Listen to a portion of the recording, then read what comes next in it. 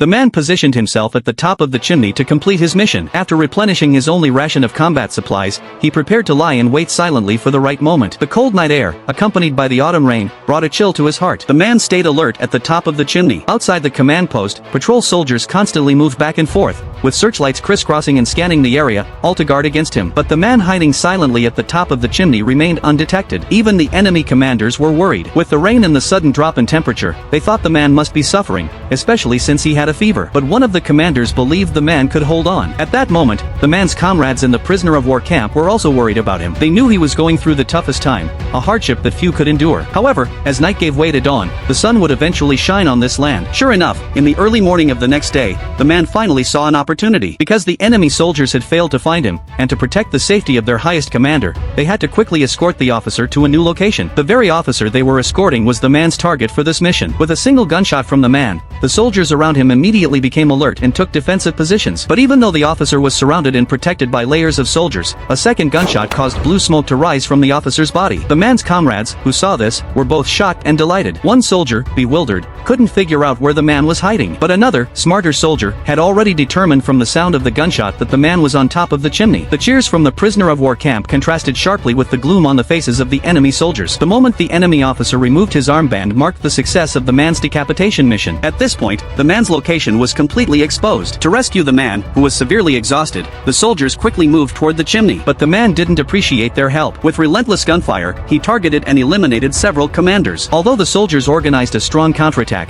the man's high vantage point gave him a significant advantage. Then, something unexpected happened. A female sniper, carrying a sniper rifle on her back, began to climb the chimney by hand. She intended to teach the man, who had taken off his uniform, a lesson. But the man no longer had the strength to fight back. He fainted from exhaustion,